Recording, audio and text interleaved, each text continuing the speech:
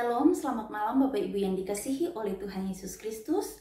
Pada malam hari ini kita akan mendengarkan renungan. Karena itu sebelum kita mendengarkannya, mari kita terlebih dahulu memohon pimpinan roh dari Tuhan. Kita bersatu dalam doa. Damai sejahtera Allah yang melampaui segala akal, itulah yang memelihara hati dan pikiranmu dalam Kristus Yesus Tuhan kita. Amin. Firman Tuhan yang akan kita dengarkan tertulis dalam surat 2 Korintus pasal yang kedua ayat 12. Beginilah bunyi firman Tuhan. Kita tidak menerima roh dunia, tetapi roh yang berasal dari Allah, supaya kita tahu apa yang dikaruniakan Allah kepada kita. Sampai di sini pembacaan firman Tuhan. Bapak Ibu yang dikasihi oleh Tuhan Yesus Kristus, kehidupan kita sebagai umat percaya, kehidupan kita sebagai umat tebusan, memiliki kehidupan yang dipimpin oleh roh Allah. Dalam firman Tuhan ini dikatakan bahwa kita tidak menerima roh dunia, tetapi kita menerima roh yang berasal dari Allah. Apa itu roh dunia? Roh dunia tentunya adalah roh berasal dari penguasa yang ada di dunia ini. Di dalam Yohanes pasal yang ke-14 ayat 30 dikatakan, tidak banyak lagi aku berkata-kata dengan kamu, sebab penguasa dunia ini datang dan ia tidak berkuasa sedikit pun atasku. Ternyata ada kemenangan yang kita peroleh ketika kita telah dipimpin dipenuhi oleh roh Allah. Karena memang setiap kuasa yang ada di dunia ini adalah kuasa yang ditaklukkan oleh kuasa Allah. Karena kuasa Allah adalah kuasa yang lebih besar dari kuasa apapun yang ada di dunia ini. Jelas Bapak Ibu yang dikasihi oleh Tuhan Yesus Kristus, hal ini disampaikan oleh Rasul Paulus untuk mengingatkan kehidupan kita sebagai umat percaya. Secara khusus pada saat itu Rasul Paulus memberi nasihat kepada Titus yang sedang melayani di Troas, di daerah pelabuhan utama yang ada di wilayah Makedonia, di mana ini merupakan sebuah tempat persinggahan Paulus sebelum dia ke Korintus. Karena itu Rasul Paulus memberikan nasihat kepada Titus. Karena memang terjadi suatu persoalan yang begitu hebat dan luar biasa terjadi di tengah-tengah jemaat yang ada di Korintus. Sehingga penting bagi Rasul Paulus untuk memberikan nasihat supaya Titus tetap teguh, tetap kuat, tetap giat melayani meskipun banyak tantangan dan rintangan. Tantangan dan persoalan apa yang sedang dihadapi Titus pada saat itu? Yaitu banyaknya pengajar-pengajar palsu. Pengajar-pengajar penyesat-penyesat masuk dalam lingkungan orang-orang percaya. Dan tentunya itu membuat suatu kekhawatiran dalam diri Rasul Paulus sebagai hamba Tuhan yang giat melayani Tuhan. Dan juga dia memiliki suatu dorongan ataupun semangat untuk memberikan dorongan kepada Titus supaya Titus tetap giat melayani walaupun banyak tantangan. Bapak Ibu yang dikasihi oleh Tuhan Yesus Kristus, roh yang daripada Tuhan itulah yang akan menggerakkan setiap hamba-hamba Tuhan untuk tetap setia giat melayani Tuhan meskipun banyak tantangan. Dari firman Tuhan ini, mari kita belajar apa sesungguhnya tujuan hidup kita. Apa sesungguhnya maksud Allah memanggil kita? Apa sesungguhnya maksud keselamatan yang telah kita peroleh dari Tuhan? Supaya dalam menjalani kehidupan ini, kita menang terhadap kuasa apapun yang ada di dunia ini.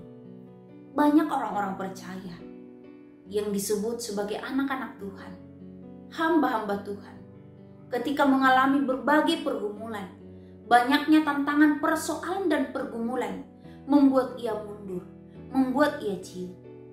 Banyak sesungguhnya pelayan-pelayan Tuhan, anak-anak Tuhan yang dalam mengikut Tuhan tetapi memiliki banyak pergumulan, banyak penderitaan, sakit, penyakit, akhirnya ciut dan mundur mengatakan, sampai di sini Tuhan, saya tidak kuat, saya lelah, sudah cukup dan lain sebagainya.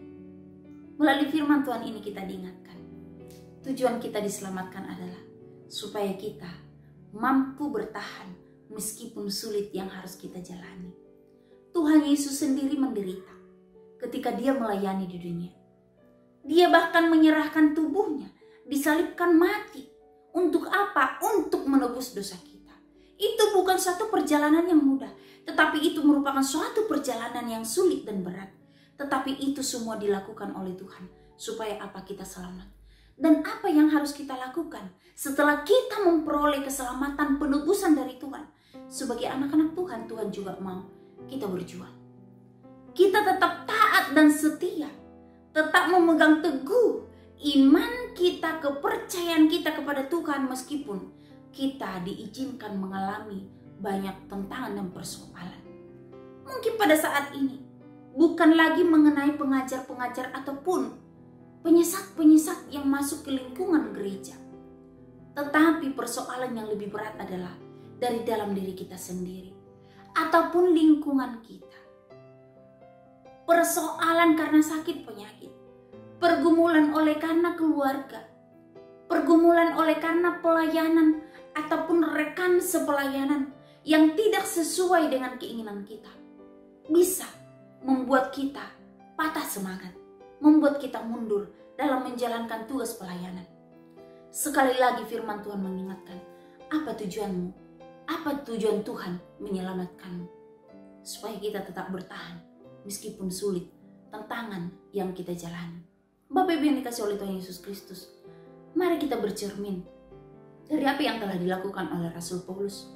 Rasul Paulus mengatakan hal yang demikian bukan berarti yang dijalaninya adalah satu jalan yang mudah. Tidak. Namun yang dijalaninya adalah menempuh jalan yang begitu sulit. Banyak kerikil-kerikil yang ia lalui. Banyak tantangan, persoalan, pergumulan yang terjadi. Tetapi Rasul Paulus, oleh karena imannya, oleh karena percayanya kepada Tuhan, dan betapa berharganya bagi dia panggilan Tuhan, dia tetap setia, bertekun memikul salib dalam menjalani kehidupan dengan segala persoalan yang ada di dalamnya. Rasul Paulus tetap setia, Rasul Paulus tetap bertahan. Dia taat dan tekun menjalankan tugas panggilannya. Bagaimana dengan kita, Bapak Ibu yang dikasihi Tuhan? Sudahkah kita taat dan setia menjalankan tugas panggilan kita di dunia ini? Malam hari ini Rasul Paulus mengingatkan bahwa roh yang ada pada kita adalah roh yang berasal dari Tuhan. Jika roh Allah ada dalam kita, hendaklah kita senantiasa tekun, taat, dan setia mengikut pimpinan Tuhan.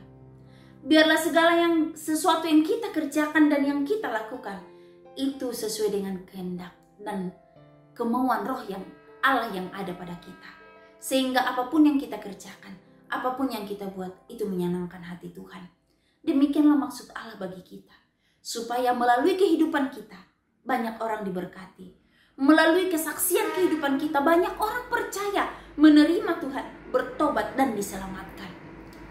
Karena itu, mari dengan segenap hati, semakin hari, kiranya kita semakin tekun memikul salib yang telah Tuhan berikan kepada kita. Semakin hari kita semakin giat melayani Tuhan. Semakin hari kita semakin taat dan setia mengerjakan apa yang Tuhan mau bagi kita. Sehingga kehidupan kita dapat menyenangkan hati Tuhan. Dan biarlah roh yang dari Allah terus berkobar dalam hati kita. Terus berkobar untuk menyemangati kita. Semakin meneguhkan iman kita. Semakin mendorong kita untuk menjadi saksi di tengah-tengah dunia ini. Kiranya firman Tuhan ini menjadi kekuatan bagi kita untuk menjalani kehidupan ke depan. Tuhan kiranya memberkati kita semua. Amin. Mari kita berdoa. Terpujilah Engkau Tuhan untuk roh yang telah Tuhan nyatakan bagi kami, yaitu roh Allah yang akan meneguhkan, menuntun, mengingatkan, membimbing kami, supaya apapun yang kami kerjakan dan lakukan sebagai hamba-hamba Tuhan, sebagai anak Tuhan, kehidupan kami kehidupan yang menyenangkan hati Tuhan. Tuhan, mampukan kami untuk melakukan yang sesuai dengan firman-Mu ini. Pada malam hari ini berkatilah kami dalam waktu istirahat kami. Kiranya anugerah Tuhan, kasih penyertaan Tuhan, pimpinan roh Tuhan selalu melindungi, menyertai, dan memberkati, sehingga kami memperoleh ketenangan di dalam nama Tuhan Yesus. Terpujilah Engkau Tuhan, ini doa kami, ucapan syukur kami telah berdoa. Amin.